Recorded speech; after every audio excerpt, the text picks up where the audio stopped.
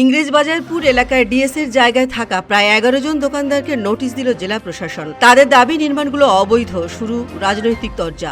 নোটিশে বলা হয়েছে আগামী ১৫ তারিখের মধ্যে জেলা প্রশাসনিক ভবনের সমস্ত কাগজপত্র জমা দিতে।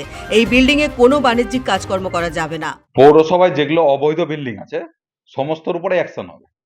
আমরা গত মাসে একটা 3-ম্যান কমিটি করেছি, যেখানে পিডব্লিউডির একজন ইঞ্জিনিয়ার, একজন এমইডির ইঞ্জিনিয়ার আছেন, তার সঙ্গে একজন এক্সিকিউটিভ ম্যাজিস্ট্রেট আছে। তারা পৌরসভা থেকে বিল্ডিং এর সমস্ত লিস্ট নিয়েছে এবং যে যে বিল্ডিংগুলো সম্বন্ধে সাধারণ মানুষ কমপ্লেন করছে সেইগুলো তদন্ত হচ্ছে। এটাও এই বিল্ডিংটার সম্বন্ধে কমপ্লেন হয়েছে, তদন্ত হয়েছে, তার নোটিশ গেছে এবং এটারও যদি অবৈধ পাওয়া যায় এটাও ভেঙে দেওয়া হবে, নাহলে যা ব্যবস্থা আছে নেওয়া হবে।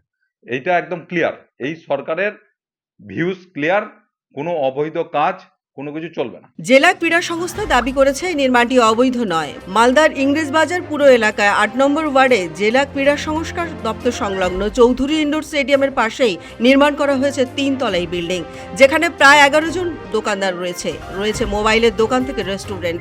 স্থানীয় দোকানদাররা বলেন, জেলা ক্রীড়া সংস্থার কাছ থেকে তারা এই দোকান লিজ দেয় ১৫ লক্ষ টাকার বিনিময়ে, মাসে ১,০০০ টাকা করে ভাড়াও দিতে হয়। আমরা ডিএস এর কাছ থেকেই নিয়েছি এবং প্রতি মাসে ১,০০০ টাকা ভাড়া দিই।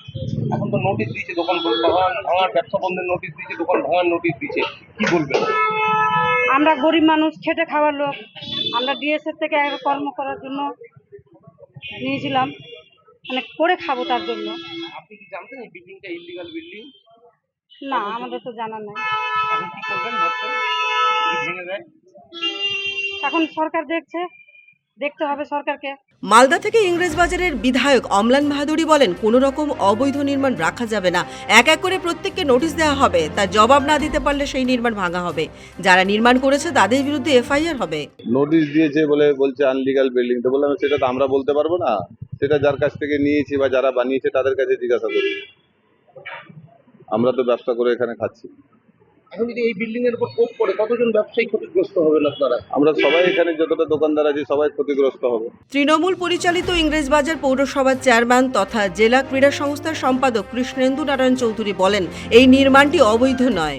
যে আমাদের কাজটা হচ্ছে যে কোনো বিল্ডিং অবৈধ হলে সে কমপ্লেন করতে পারে, আমরা সেটা ইনকোয়ারি করে দেখবো। এটা আপনার ভালো মতো জানেন, এগুলা হাইকোর্ট, সুপ্রিম কোর্ট পর্যন্ত কেস গেছে। যেটা সিভিল ম্যাটার, ওটাকে ক্রিমিনাল ম্যাটার করে দিচ্ছে, সেগুলো স্টপ হয়ে গেছে। আমাদের কাজটা কি? আমাদের কাজটা হচ্ছে প্ল্যান আসলে ইঞ্জিনিয়াররা প্ল্যান চেক আপ করে আমাদের ক্ষেত্রে আমরা সাইন করে দিচ্ছি। এই যে অম্লান বাবু এখন দেখছেন, অম্লান বাবু এই দপ্তরের দায়িত্ব ছিলেন, অনেকদিন ছিলেন, তিনি সিআইসি পিডব্লিউডি ছিলেন, উনিও এগুলা দেখেছেন। আমাদের কাছে অভিযোগ আসলেই অ্যাকশন হবে। আর যেটা ডিএস এর দেখছে ওটা ভুল বলছে। জমিটা লিজ আছে ডিএস এর নামে সিন্স লং টাইম। এবার ওইটাকে ওদের ধারণা দোকানদাররা এটা করেছে, দোকানদার করে ডিএস করেছে। আপনি ভালো মতো জানেন, এখানে যখন ওই কোর্টটা চলে আসে তখন হাইকোর্টের যিনি ইনচার্জ ছিলেন তিনি নিজে এসছেন তদারকি করতে, তখন বলছে এইসবগুলো খালি করতে হবে।